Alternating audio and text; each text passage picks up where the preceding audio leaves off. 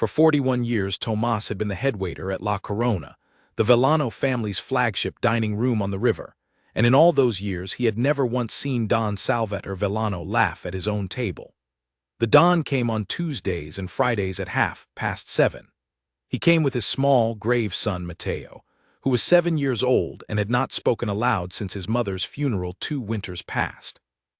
They sat at the corner banquette, the one shielded by the carved screen, and they ate, and they did not speak, and the whole house held its breath until they left. Tomas had buried his own wife the spring before. He knew what that silence cost a man. So when the floor manager came to him that wet October evening and said the regular private dining server had gone into early labor, and asked whom he trusted to take the Don's table, Tomas did not name any of the polished young men who were angling for the post. He said, very quietly, "Send up Liana from the pastry kitchen." The floor manager blinked. Liana had been at La Corona for 3 years and had never once worked the floor. She rolled dough at 4 in the morning. She kept her dark hair in a low bun and her sleeves rolled to the elbow and her apron always dusted with sugar. She was 24, plain in the way that meant no one looked at her twice, and gentle in the way that meant no one forgot her if they did. "She'll be terrified," the manager said. "She'll be kind," Tomas said, "and tonight that matters more."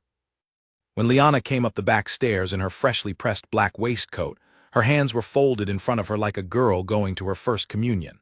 Tomas took her aside in the service alcove. He told her 3 things. He told her the Don took his coffee black with 1 sugar, that he never spoke during the soup, and that the boy ate only what he could pick up with his fingers. Then he told her the 4th thing, which was not a rule, only a warning. "Do not pity them," he said.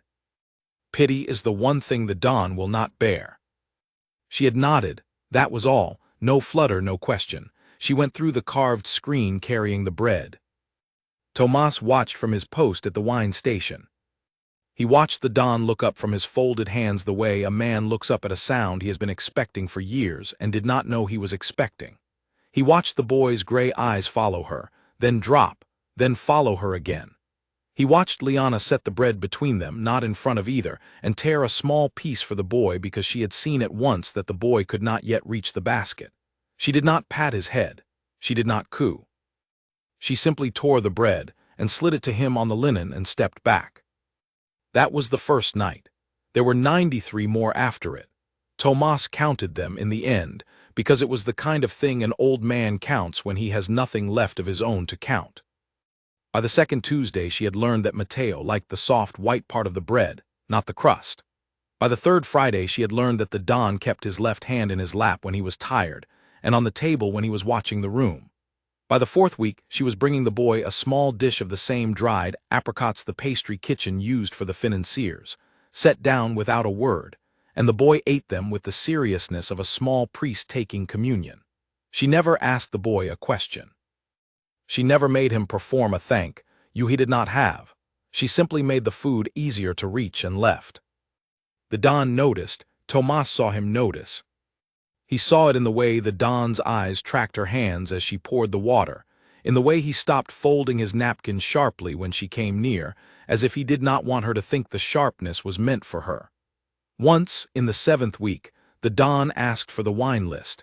He never drank at this table. The boy was watching. But he asked for it, Tomas understood later, only so that Liana would have to lean close and place it before him, and he could be near for 2 seconds to something that did not flinch. The bouquet of small kindnesses grew.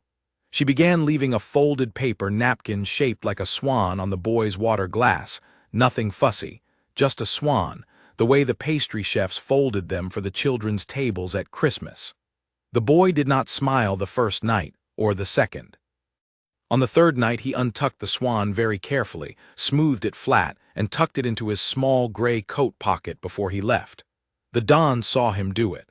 The Don looked at Liana over the boy's bent head, and something moved in his face that Tomas had not seen since the year before the funeral.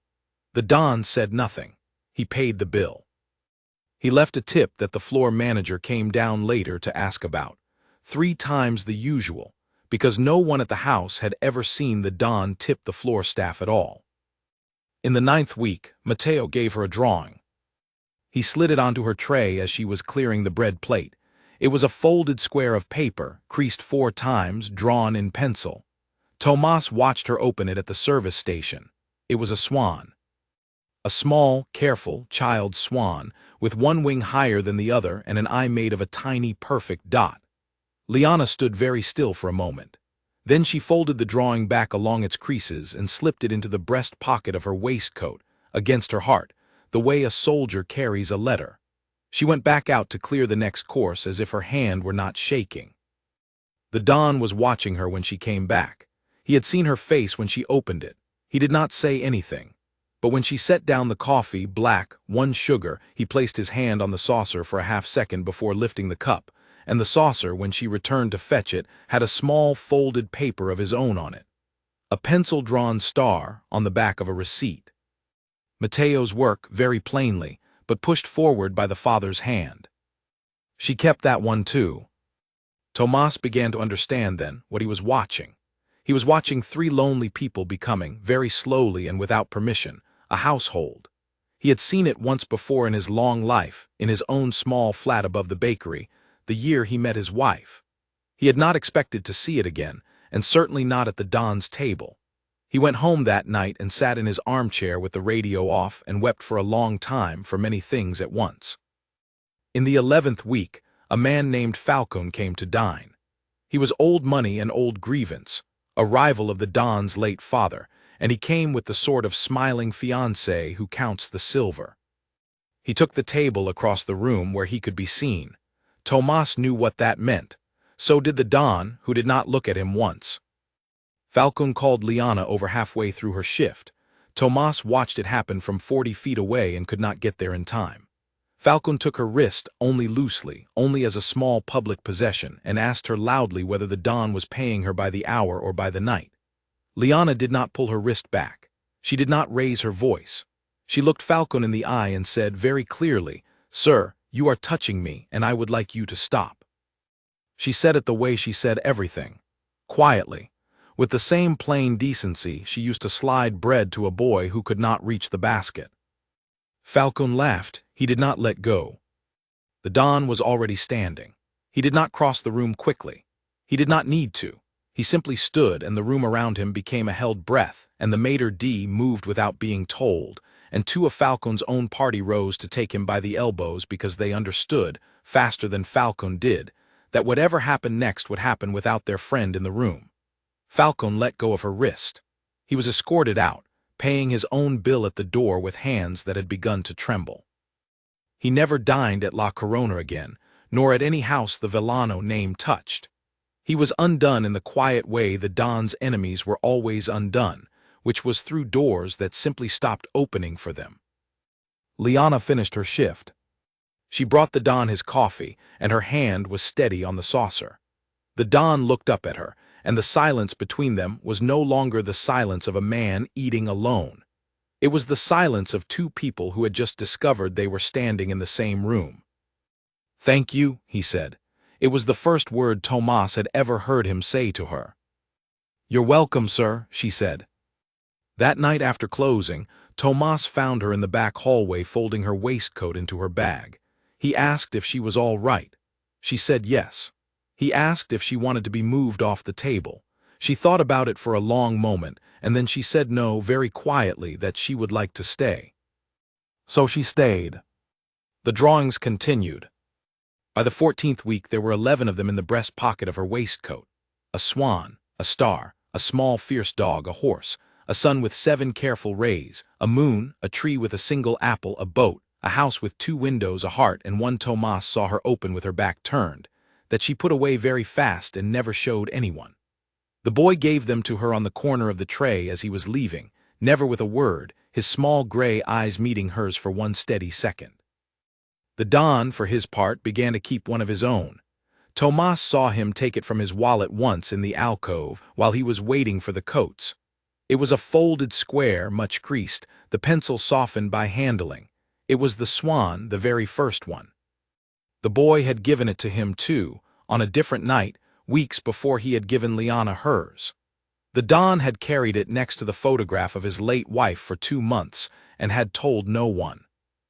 The night of the storm was a Friday in the 17th week. The river was rising, the streets were running with cold rain, half the city had stayed home.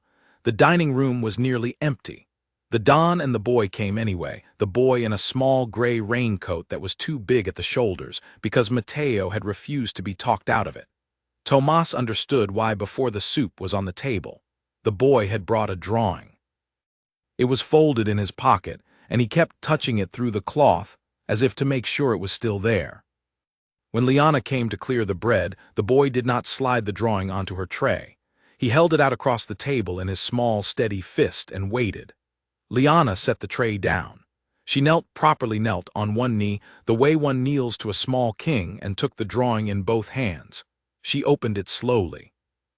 It was a picture of three people at a table: a tall man in a dark suit, a small boy, and a woman in a black waistcoat with a low bun and a few loose strands at the temple. All three were sitting down. All three had a cup in front of them. Above the woman, in the careful block letters of a child who has just learned to write, were three words. "Stay with US." Liana put one hand over her mouth. The other hand was holding the drawing so carefully it might have been spun glass. She looked at the boy. The boy, for the first time in 2 winters, was smiling. It was a very small smile. It did not last long. But Tomas, watching from the wine station, saw it and felt his own old eyes fill. The boy slid off his chair. He walked in his too large gray raincoat around the table to the empty third place. He took hold of the back of the chair with both hands, and he pulled it out, and he looked at Liana, and he waited. The Don had gone very still. He did not look like the most feared man in the city. He looked like a father who had just understood, all at once, what his son had been drawing for months. He rose slowly and went to the chair and laid his hand over his son's small one on the carved wooden back. Together, the man and the boy, they held the chair out for her. "Stay," the Don said. The word came out roughly as if he had not used it for a long time. "Please, just sit with us for the soup." Liana set down her tray. She did not weep, though Tomas, who knew her by then, knew she wanted to. She wiped her hands on her apron the way a careful woman wipes her hands before she takes hold of something precious. She came around the table. She sat. The boy climbed back into his own seat. He reached without thinking for her hand on the white tablecloth, and she gave it to him, and he held it, and he ate his soup one-handed for the rest of the meal. The Don watched them across the linen with an expression Tomas had no name for, except that it was the expression of a man who has finally set down something he has been carrying alone for a very long time. Tomas, from the wine station, cried very quietly into the back of his hand. 41 years was a long time to wait to see the Don's corner table become a family table. He did not regret a single one of them. They did not announce anything that night. The Don was not a man for announcements. But when he paid the bill, he asked the floor manager in front of Tomas whether the pastry kitchen could spare Liana from the 4 a.m. shift, because he would like her to be free on Tuesdays and Fridays to have her dinner with them at the corner table. He asked it the way another man might have asked permission. The floor manager, white-faced, said of course. Liana, when Tomas told her, did not say yes immediately. She said she would like to think. She thought for 1 week. Then she came up the back stairs in her freshly pressed waistcoat, and she sat down at the carved corner table, and she stayed. He did not propose for a long time after. The Don was not a man to rush a thing that had taken him 2 winters to learn how to want. But on a clear May evening, with the river running gentle and the boy asleep against Liana's shoulder, the Don laid a small folded paper on the tablecloth between them. It was much creased. It was a swan. Under it was a plain gold ring that had belonged to his grandmother. "I am offering you a family, not a bargain," he said. "Mateo asked first. I am asking now. Stay." She put her hand on his over the swan. "Yes," she said, that was all. Tomas, at the wine station, blessed the room without anyone seeing. He thought of his own wife. He thought of the long years of silence at this corner table, and the quiet woman who had ended them with a torn piece of bread and a folded paper swan and the courage to look a cruel man in the eye and ask him to let go. The most feared man in the city had been given the one thing his power could never buy, and it had been given for free by a woman who had never raised her voice once. He had been seen. He had been chosen. And on Tuesdays and Fridays at 7:30, at the corner table behind the carved screen, 3 people sat down to eat together, and the whole house could breathe again.